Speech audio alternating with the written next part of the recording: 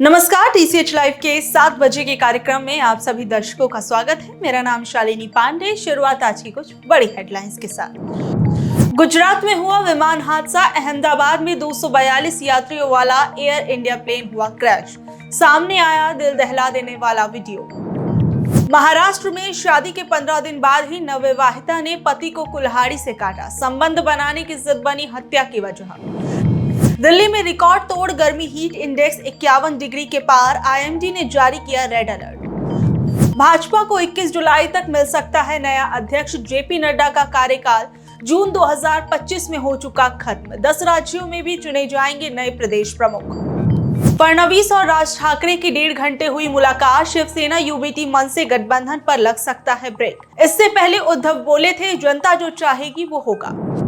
शेख हसीना का आरोप, मोहम्मद यूनुस को आतंकियों का साथ। रोहिंग्या कॉरिडोर के बहाने अमेरिका को सेंट मार्टिन द्वीप बेचने की साजिश।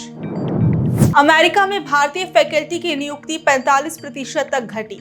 स्टूडेंट की संख्या 1 लाख तक कम हुई। यूनिवर्सिटी ने छात्रों के एडमिशन ऑफर वापस लिए। देश में कोरोना के एक्टिव केस 7,154 के पार हुए। 77 लोगों की एक हफ्ते में जान गई। गुजरात में सर्दी खांसी होने पर क्वारंटीन होने की सलाह दी गई। अब वक्त कुछ बड़ी खबरों को परखने का। अहमदाबाद में कैसे क्रैश हुआ एयर इंडिया का प्लेन।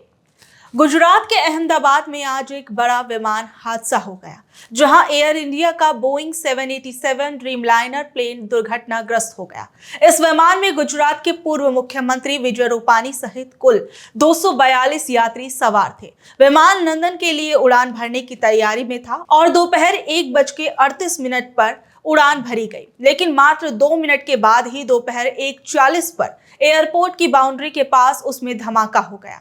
विमान एयर कस्टम कार्गो ऑफिस के ठीक पास गिरा, जो एयरपोर्ट परिसर से सटा हुआ है, और इसके क्रैश होते ही पूरे इलाके में धुएं का घना गुब्बार छा गया, जिससे चारों तरफ अफरा तफरी मच गई। विमान के कैप्टन सुमित सब्बरवाल थे, जिनके पास 8200 घंटे का उड़ान अनुभव था, और वो लाइन ट्रेनिंग कैप्टन LTC भी थे, यानी वो एक अनुभवी पायलट थे जो दूसरों को ट्रेनिंग भी देते थे।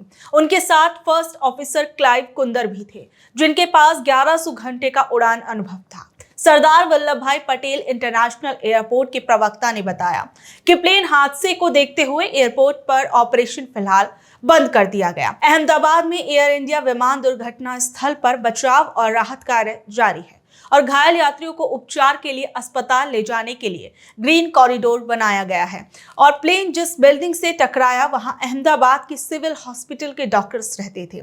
हालांकि बिल्डिंग में रहने वालों को कितना नुकसान हुआ है, इसकी जानकारी अभी नहीं मिल पाई है। हादसे के बाद अहमदाबाद के साथ वडोदरा में फायर ब्रिगेड की 25 गाड़ियां और सूरत से भी रिलीफ एंड रेस्क्यू टीमें अहमदाबाद भेजी गई। पाकिस्तान के आर्मी चीफ असीम मुनीर क्यों जाएंगे अमेरिका।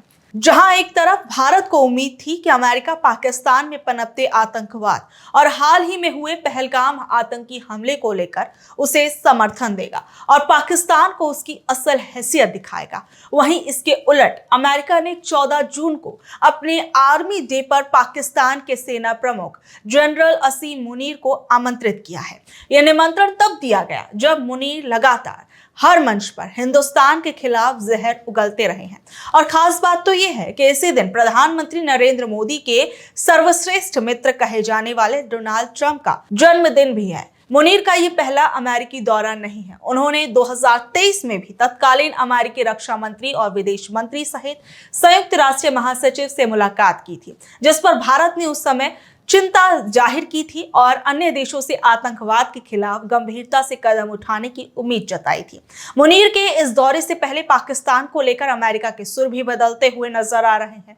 अमेरिकी सेंट्रल कमांड के प्रमुख जनरल माइकल कुरिल्ला ने हाल ही में कहा कि अमेरिका को भारत और पाकिस्तान दोनों के साथ रिश्ते बनाए रखने की जरूरत है, क्योंकि पाकिस्तानी सेना इस्लामिक स्टेट, खुरसान जैसे आतंकी खतरों से निपटने के लिए आवश्यक है और ये कोई बाइनरी स्विच नहीं है। मीडिया रिपोर्ट्स ये भी बताती है कि मुनीर के इस दौरे का संबंध चीन से भी हो सकता है, क्योंकि अमेरिका पाकिस्तान और चीन की बढ़ती नजदीक के बीच चीन के प्रभाव को कम करने की कोशिश कर रहा है।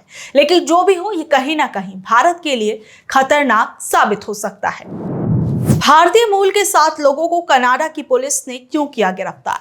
कनाडा की पील रीजनल पुलिस ने हाल ही में एक बड़े ड्रग नेटवर्क का खुलासा करते हुए कोकीन तस्करी के आरोप में 7 भारतीय मूल के व्यक्तियों सहित कुल 9 लोगों को गिरफ्तार किया है। प्रोजेक्ट पेलिकन नाम के ऑपरेशन के तहत फरवरी से मई के बीच में 469 किलो कोकीन जब्त की गई है, जिसकी अनुमानित कीमत $47.9 मिलियन यानी लगभग 400 करोड़ रुपए है। और पुलिस को शक है कि इस नेटवर्क से जुड़े कुछ लोग खालिस्तानी समर्थक हैं।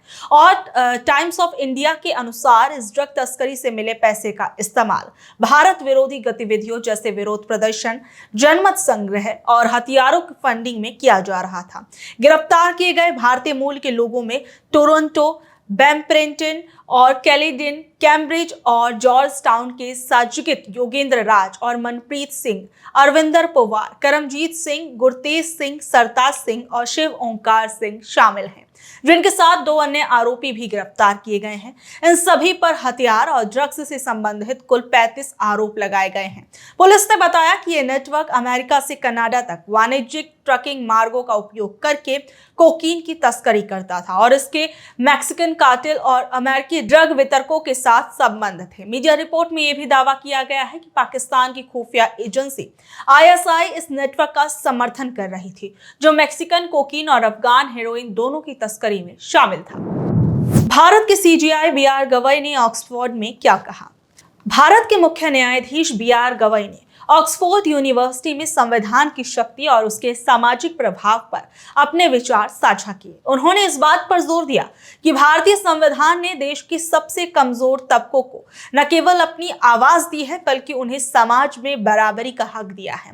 प्रतिनिधित्व से हकीकत तक संविधान के वादे को जमीन पर उतारना विषय पर बोलते हुए जस्टिस गवई ने समझाया कि संविधान ही मानता है कि सभी व्यक्ति स्वाभाविक रूप से समान नहीं होते और ये असमानता को दूर करने के लिए आवश्यक उपाय प्रदान करता है। खुद भारत के दूसरे दलित चीफ जस्टिस के रूप में उन्होंने मंगलवार 10 जून को ऑक्सफोर्ड में इस बात पर प्रकाश डाला कि संविधान की बदौलत वो दलित समुदाय से आने के बावजूद न्यायपालिका के सर्वोच्च पद तक पहुंच पाए हैं। NDTV की एक रिपोर्ट के अनुसार CJI गवई ने अपने संबोधन की शुरुआत उन मार्मिक शब्दों से की कि कैसे दशकों पहले अछूत माने जाने वाले लाखों लोगों में से एक व्यक्ति आज देश के सर्वोच्च न्यायिक पद पर बैठकर बेबाकी से अपनी बात रख रहा है। अपने संबोधन के दौरान CJI गवई ने प्रसिद्ध लेखिका गायत्री चक्रवर्ती स्पीक वॉक के मशहूर लेख कैन दी सबाल्टर्न स्पीक का भी जिक्र किया, जिसके माध्यम से उन्होंने भारतीय संविधान की उस क्षमता को रेखांकित किया जिसने हाशिए पर पड़े लोगों को सशक्त किया और उन्हें अपनी आवाज उठाने का अवसर दिया।